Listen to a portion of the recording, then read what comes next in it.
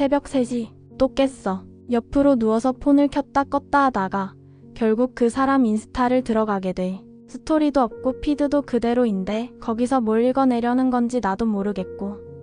근데 사실은 알지. 아직도 숨 막히게 생각나니까. 이별 극복법은 진짜 넘쳐나. 바쁘게 살래. 시간이 약이래. 더 좋은 사람 만나면 있는데. 다 맞는 말이지. 근데 이상하게 맞는 말일수록 너한텐 하나도 안 들어올 때 있잖아. 그래서 오늘은 반대로 얘기해볼게. 미친 듯이 생각나는 그 감정 끝까지 허용해주면 오히려 빨리 지나갈 때가 있거든. 이별이 힘든 건 그냥 슬퍼서가 아니야. 내 하루가, 내 감정이 어느 순간 한 사람을 중심으로 돌아가고 있었거든. 밥 먹는 시간, 잠드는 시간, 좋아하던 노래까지 다 그 사람을 거쳐갔고 그 축이 갑자기 사라졌는데 이건 마음이 아니라 몸이 아직 못 따라온 거야. 신경계가 그 종료를 아직 처리 못하는 중인 거지. 그걸 미련이라고 부르면 좀 가볍잖아. 그리고 아쉬운 건 그 사람 자체만은 아니야. 내가 그 사람 앞에서 웃던 표정, 말투, 기대하던 하루. 그걸 다시 꺼내 쓸 곳이 사라진 거지. 그래서 새벽에 인스타를 보는 건 사실 그 사람을 찾는 게 아니라 그때의 나를 찾는 걸 수도 있어. 첫 번째, 이건 조언이라기보다 허락에 가까워. 주변에서 그러잖아. 3개월이면 괜찮아질 거라고, 반년이면 잊힌다고. 그래서 3개월째에 아직도 울고 있는 내가 비정상 같은 거지. 만약 여기에 몇 달이면 끝이라는 규칙 같은 게 없다면? 만약 이걸 감기 말고 오래가는 병처럼 취급한다면? 그 기한이 너를 2번 부수고 있는 거야. 한 번은 이별로, 한 번은 아직도 이러고 있네 라는 수치심으로. 특히 괜찮아졌어야 하는 날짜가 지나면 슬픔보다 수치심이 먼저 올라오잖아. 그 수치심이 너를 더 조용히, 더 깊게 가둬. 좋아졌다 나빠졌다를 반복하고 어떤 날은 완전히 괜찮다가도 퇴근길에 그 노래가 나오면 다시 무너지거든. 근데 그게 오히려 정상이라면? 회복은 직선이 아니라 파도처럼 오는 거야. 괜찮았다가 무너지는 게 퇴행이 아니라 그냥 파형인 거지. 아무 기한도 정하지 않아도 돼.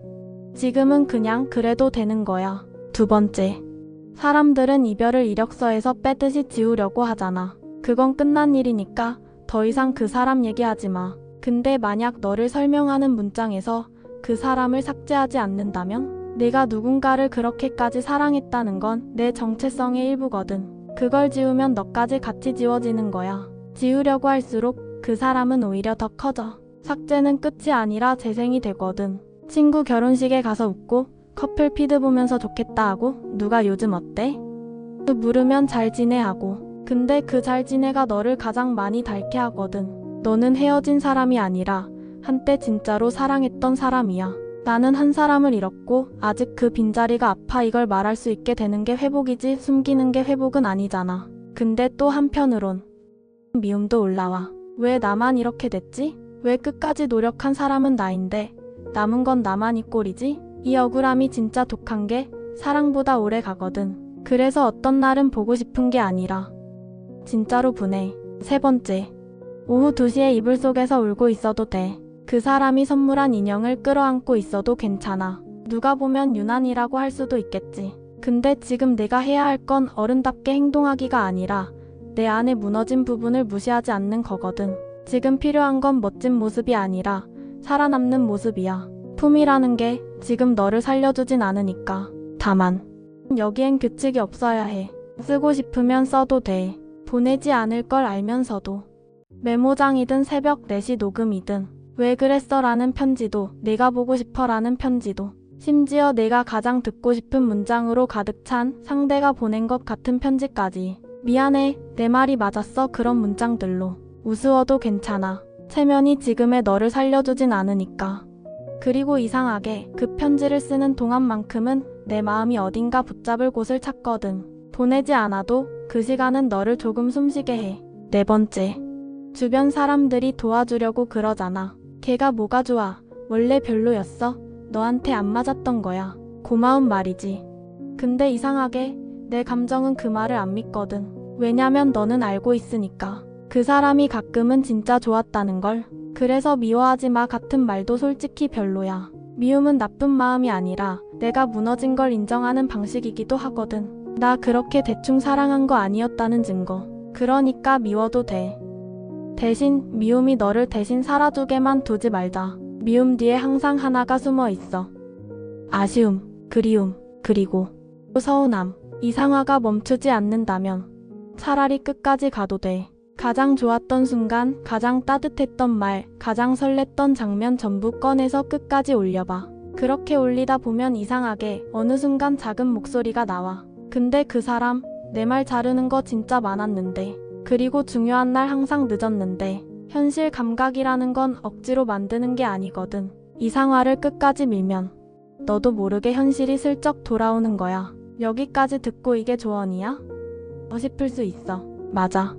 이건 조언이 아니야. 조언은 이렇게 하면 나아져인데 나는 지금 나아지려고 하지 않아도 되라고 하고 있으니까. 근데 생각해봐. 지금까지 나아지려고 해서 나아졌어? 오히려 척하느라 더 갇힌 적은 없었어? 5번째.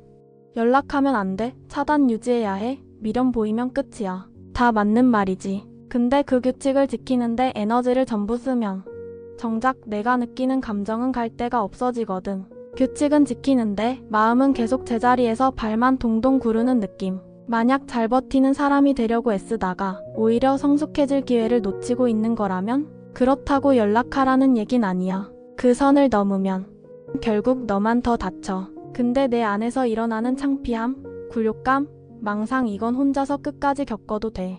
차단을 풀었다 다시 했다 반복하는 게 한심해도 가능하면 그 바닥까지 가봐.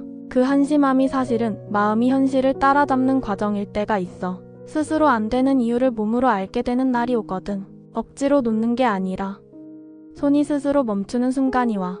가장 빨리 제정신으로 돌아오는 사람은 가장 솔직하게 미쳐본 사람이야. 정상으로 돌아가려고 발버둥칠수록 감정은 아직 안 끝났는데 하고 더 크게 울리거든. 미침이 죄는 아니야. 그건 내가 누군가를 진심으로 사랑했다는 증거이고 내 감정 시스템이 아직 작동하고 있다는 신호니까. 미쳐있다는 건 약한 게 아니라 아직 사랑의 흔적이 선명한 사람이라는 뜻이야. 누가 너 대신 빨리 현명해지게 해주진 못해. 정신이 돌아오는 가장 빠른 길은 미침이 필요한 만큼 달리게 두는 거야. 그러니까 오늘은 그냥 이걸 허용해도 돼. 아직도 생각나는 것도 아직도 아픈 것도 아직도 그리운 것도 전부 다. 지금은 그래도 되는 거야. 근데 여기서 하나 문제가 있어. 이렇게 감정을 허용하고 나면 오히려 더 선명해지는 게 있거든. 특히 확인하고 싶은 충동. 읽었는지, 행복한지, 나를 생각하는지 그 확인 루프가 얼마나 위험한지는 다음 영상에서 얘기해볼게. 당신이 당신 편이 되는 연습 마인드 스낵스였습니다.